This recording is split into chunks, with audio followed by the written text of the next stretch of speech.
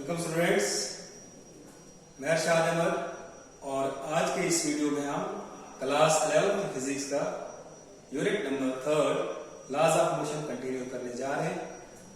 आज के इस वीडियो में हम पढ़ेंगे Newton's third law of motion. Newton's third law motion क्या कहता है? तो हमारे पास जो स्टेटमेंट है, स्टेटमेंट क्या है? To every action there is always equal and opposite reaction and they act on different bodies। ये हमारे पास स्टेटमेंट है। स्टेटमेंट लिखते हैं हम।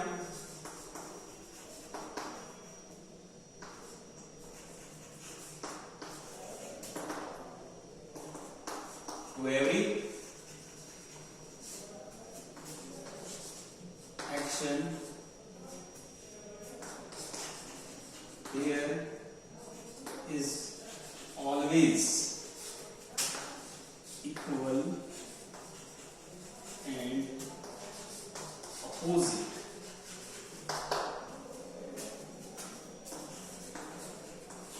reaction and they act on different bodies. दिए में कौन आएगा? एक्शन और रिएक्शन। तो ये हमारे पास स्टेटमेंट है। To every action there is always equal and opposite reaction and they act on different bodies. That is action जो है वो इक्वल्स टू माइनस रिएक्शन।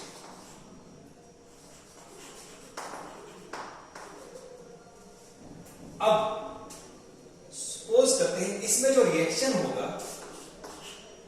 और जो एक्शन है वो क्या है? हमारे पास जो है इसकी प्रॉपर्टीज क्या होगी कि जो ये हमेशा क्या है कि ये जो फोर्सेस होती है, ये कौन सी फोर्सेस होती है? Paired forces. Paired forces pairs में एग्जिस्ट करती है। एक पे रिएक्शन होगा और दूसरे में एक्शन, एक में एक्शन दूसरे में रिएक्शन।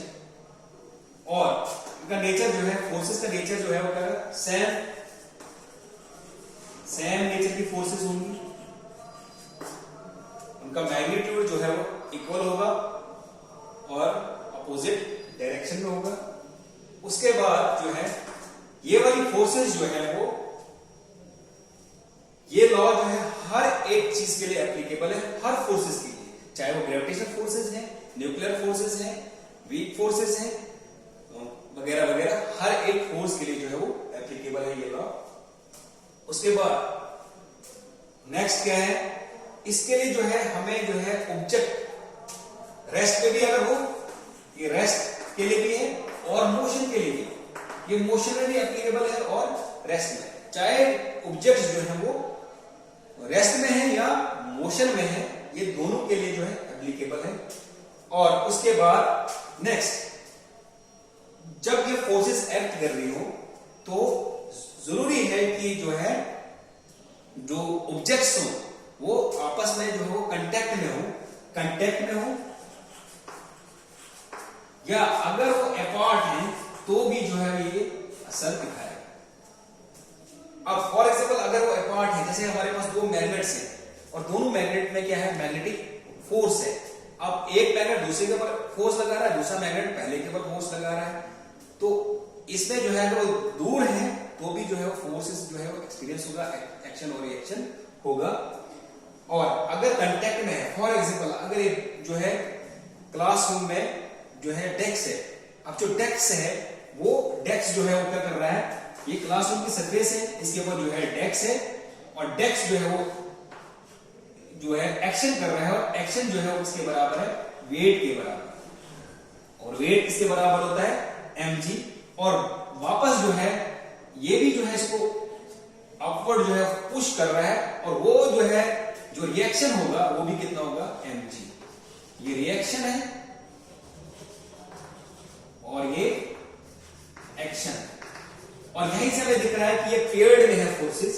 एक्शन और रिएक्शन क्या होता है? हमेशा पेयर्ड में होता है, सेम नेचर होना चाहिए, बॉडी जो है वो रेस्ट में भी हो सकती है, मोशन में भी हो सकती है और कंटेक्ट में भी हो सकती है। कंटेक्ट के जो है अगर वो इनके बीच में डिस्टेंस है उसके बावजूद जो है थर्ड लॉ जो है वो एप्लीकेबल होता है। नेक्स्ट है हमारे पास जो ये फोर्सेस होती है जिसमें एक एक्शन है दूसरा रिएक्शन है। एक्शन का मतलब है कि मान लो कि हमारे पास दो ऑब्जेक्ट्स हैं और ये आइसोलेटेड सिस्टम है, इसमें आइसोलेटेड सिस्टम और आइसोलेटेड सिस्टम में होने के बाद जो है वो क्या कर रहे हैं कि वो सेम डायरेक्शन में जो है वो मूव कर रहे हैं, स्ट्रेट लाइन में मूव कर रहे हैं और ये ऑब्जेक्ट जो है वो इसके साथ कोलाइड कर जाती है। ऑब्जेक्ट ए जो है उसके साथ ऑब्जेक्ट बी के साथ कोलाइड करती है, इनके बीच में कोलिजन होता है। कोलाइड करने के बाद अब क्या होगा, इसकी वेलोसिटी भी चेंज होगी, इसका मोमेंटम भी चेंज होगा और साथ में अब जो है ये फोर्स जो है ये ए है, तो ए जो है वो बी के ऊपर फोर्स लगाएगा, ए फोर्स ए बी, यह है force exerted by body A on body B और इसको कहा जाएगा एक्शन। और रिवर्स में जो है जब रिएक्शन होगा तो वो होगा जो फोर्स जो है एक्सर्ट करेगा बॉडी बी टू ए, तो इसको कहा जाएगा रिएक्शन। एक्शन और रिएक्शन जब ये कोलाइड करेंगे तो ये यहां से फोर्स लगाएगा ए बी, वापस ये इधर से फोर्स जब लगाएगा ये है बी ए, तो इसको कहा जाएगा रिएक्शन और एक्शन। ये इस डायरेक्शन में है, वो अपोजिट डायरेक्शन में है, तो हम कह सकते हैं कि एक्शन जो है equals to negative sign reaction. तो एक्शन जो है वो किसके जो होता है इक्वल एंड अपोजिट टू जो है रिएक्शन। तो हाँ एक बार फिर से रिपीट करते हैं, जो इनकी प्रॉपर्टीज होती हैं, जो ये फोर्सेस होती हैं, ये पेयर्ड फोर्सेस होती है।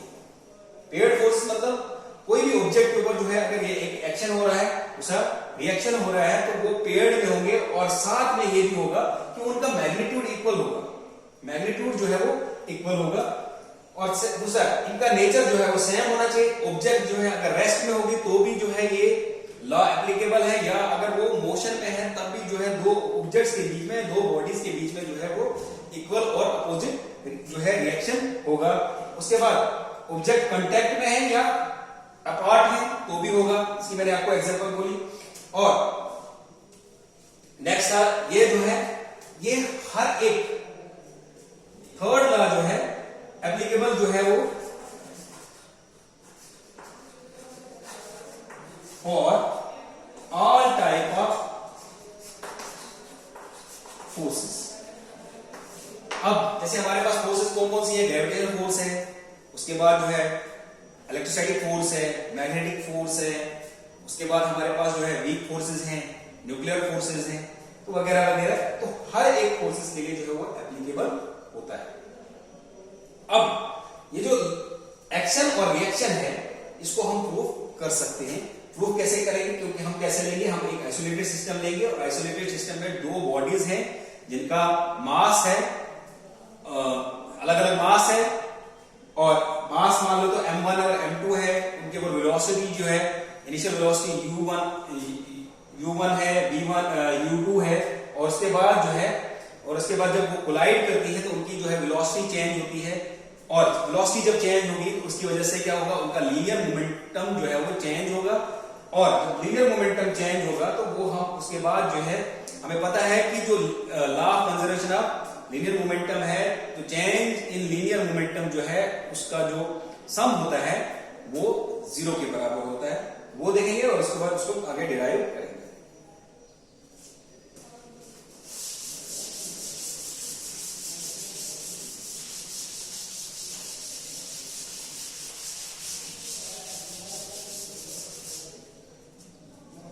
हम एक आइसोलेटेड सिस्टम लेते हैं,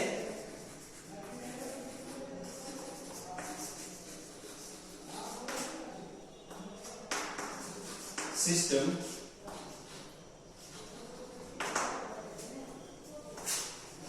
with two objects A and P moving in same direction in a straight line. Straight line में कर रहे हैं। मान लो हमारे पास ये आइसोलेटेड सिस्टम में ये A है और ये P है, इसका मास m1 है और इसका मास m2 है। इनिशियल वेलोसिटी जो है वो u1 initial final velocity initial velocity जो है उसकी u2 और इसकी फाइनल वेलोसिटी v1 और v। अब इनमें मोमेंटम होगा तो इसमें क्या होगा कि वेलोसिटी जो है चेंज होगी, क्योंकि जब वो कोलाइड करेंगे आइसोलेटेड सिस्टम में, जब वो कोलाइड करेंगे, जब ये इसके आपस में इनके बीच में कोलिजन होगा, कोलाइड करने के बाद जो है अब ये बिफोर कोलिजन है और जब उसके बाद कोलाइड करेंगे तो इनकी वेलोसिटी जो है वो चेंज होगी। वेलोसिटी जो है फाइनल वेलोसिटी क्या होगी v1 और v2। वेलोसिटी चेंज होने के बाद क्या होगा कि इनमें क्या होगा, वेलोसिटी जैसे ही चेंज होगी तो इनका मोमेंटम भी चेंज होगा। Change in velocity, velocity change होगी तो इट इंप्लाइज दैट जो है मोमेंटम भी चेंज होगा। मोमेंटम जब जैसे ही चेंज होगा तो according to law of conserve of linear momentum,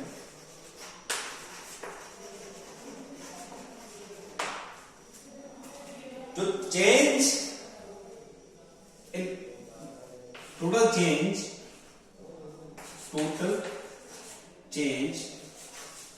in linear momentum is zero। यहां बोल सकते हैं कि नेट चेंज जो है वो जीरो होगी। तो मान लो कि इसका जो चेंज इन मोमेंटम है वो है डेल पी और इसका जो चेंज इन मोमेंटम है वो ये है change in momentum. Mass m1 initial velocity u1 final velocity v1 और डेल v1। इसी तरह मास m2 u2 initial velocity final velocity v2 और इसका चेंज इन मोमेंटम कितना है डेल v2। उसके बाद अगर हम आगे देखते हैं, अगर ये सम करते हैं उसके बाद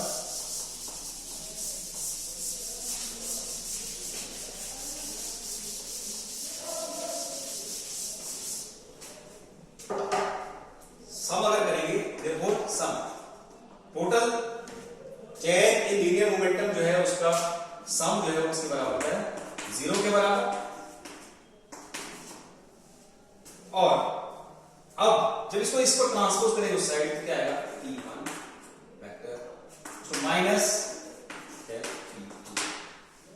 अब ये हमारे पास जो है कंडीशन। अब क्या करेंगे, डिवाइड करेंगे, divide both side by del T. Del T से डिवाइड करेंगे तो क्या आएगा del T, del P1 divide del T equals to minus del P और डेल टी। अब क्या होगा, टेकिंग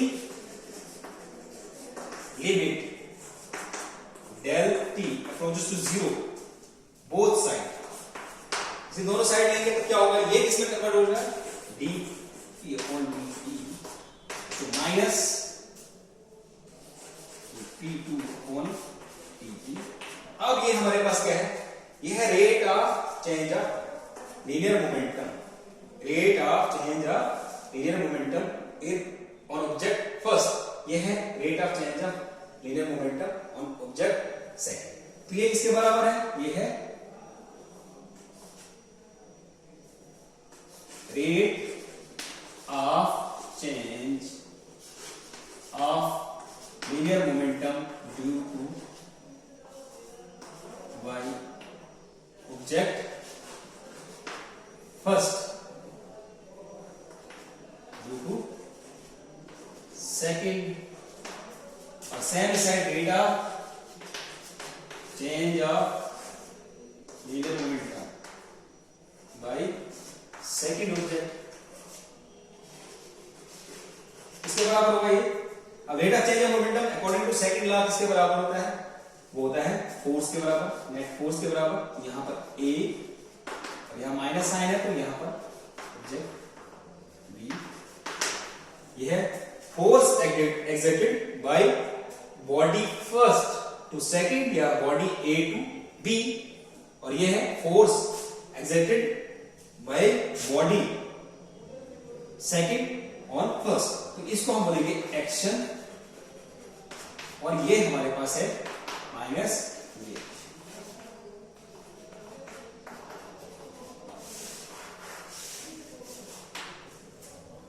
ये हमने निकाला कि एक्शन जो है वो किसके बराबर होता है? इक्वल होता है, और अपोजिट होता है किसके? रिएक्शन के बराबर। अब नेक्स्ट है applications of third law of motion. Applications क्या है third law of motion?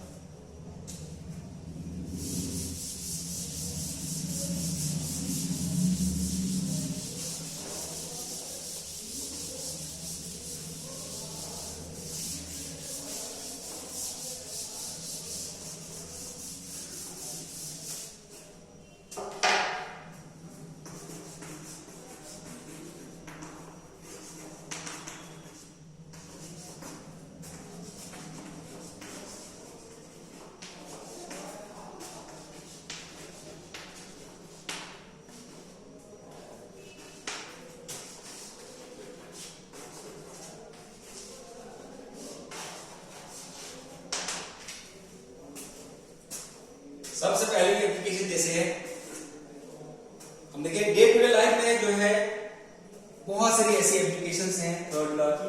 For example हम देखेंगे book lying on the table, table के ऊपर जो है बुक जो है और बुक जो है वो रेस्ट है। अब होता क्या है कि जो बुक है वो जो है वो डाउनवर्ड फोर्स जो है एक्सर्ट करेगी, और जो डाउनवर्ड फोर्स होगी वो क्या होगा? रिएक्शन होगा, एक्शन हो गया सॉरी, और जो वापस टेबल जो है उसको ऊपर की तरफ फोर्स लगाएगा, अपवर्ड फोर्स लगाएगा, वो होगा रिएक्शन। और दोनों की जो वैल्यू होगी वो होगी किसके बराबर? mg के बराबर। तो मान लो हमारे पास ये टेबल है, टेबल की सरफेस है, इसके ऊपर हमने बुक रखी है, बुक जो है वो डाउनवर्ड फोर्स लगा रही है mg, जो फोर्स वेट के बराबर, और वापस जो है वो सरफेस के ऊपर के लिए जो है उसके ऊपर फोर्स लगा रही है, और वो है mg के बराबर, mg के बराबर। अब जो कि इनकी अपोजिट डायरेक्शन है, तो यहां पर जो ये वाला जो है वो सेम नेचर है, और सेम नेचर होने की वजह पेयर्स की वजह है, और दोनों जो है किसमें कांटेक्ट में है, और यहां पर जो है ये वाला जो पोर्शन है ये है एक्शन का, और ये है रिएक्शन।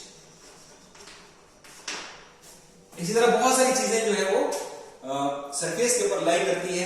अर्थ के सरफेस पे बहुत सारे, जैसे हम चल रहे हैं तो हम जो है वो ग्राउंड को, जो अगर हम स्टेशनरी है तो हम ग्राउंड को क्या कर रहे हैं, हम हमारा वेट है और हमारा वेट जो है वो ग्राउंड को जो है हम पुश कर रहे हैं ग्राउंड को, ग्राउंड जो है बंदे में हमें पुश कर रहा है, और वो कितनी फोर्स लगा रहा है, जितना हमारा वेट है उतनी ही फोर्स जो है वो नीचे से भी ऊपर लगा रहा है, और वो इक्वल जो है उसका मैग्नीट्यूड इक्वल है, और डायरेक्शन अलग अलग है। हम जो है हमारा जो वेट है जो हम पुश कर रहे हैं अर्थ को, हम नीचे की तरफ कर रहे हैं, और अर्थ जो है बदले में हमें पुश कर रही है ऊपर की तरफ, वो जो है अपोजिट डायरेक्शन में है और उसका मैग्नीट्यूड सेम है। अब सवाल ये होता है कि यहाँ पर जो है हम हिलते क्यों नहीं है, मतलब जो है हमारी जो स्टेट है वो चेंज क्यों नहीं होती?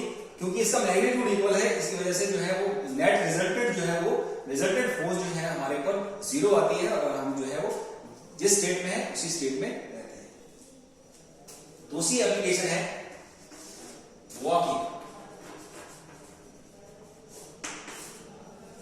अब इसमें क्या होता है कि जैसे हम चल रहे हैं, हम जो है पांव से ग्राउंड को जो है बैकवर्ड डायरेक्शन में पुश करते हैं, और ग्राउंड वापस हमको फॉरवर्ड डायरेक्शन में पुश करता है। तो यहां पर जो फुट क्या करता है, foot pushes ground in backward direction, और यह है एक्शन। और बदले में क्या होता है, जो ग्राउंड है या सरफेस है pushes us forward डायरेक्शन, और ये है रिएक्शन, और दोनों अपोजिट में होते हैं। और जैसे आप चल रहे हैं तो हम पीछे की तरफ कर रहे हैं और बॉन्ड जो है पुश कर रहा है आगे की तरफ, तो ये है एक्शन और रिएक्शन। इसी तरह थर्ड है firing by firing gun. Firing gun में क्या होता है कि जैसे फायर किया जाता है, जो मोशन, जो बुलेट है, मोशन ऑफ बुलेट जो है वो बुलेट वो है एक्शन, और वापस जो है गन रिकॉइल करती है बैकवर्ड डायरेक्शन में, तो वो है रिएक्शन। इसी तरीके से हम क्या करते हैं, फोर्थ है स्विमिंग। स्विमिंग में क्या है,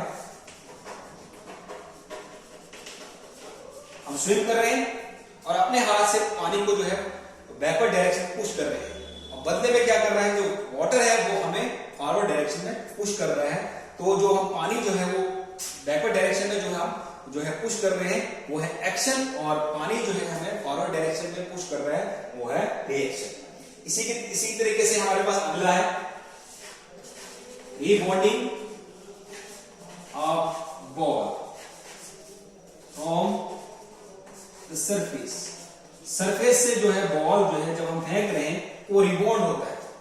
जैसे हम थ्रो कर रहे हैं बॉल को तो वो है एक्शन, और जैसे बॉल जो है वो वापस आ रहा है वो है रिएक्शन।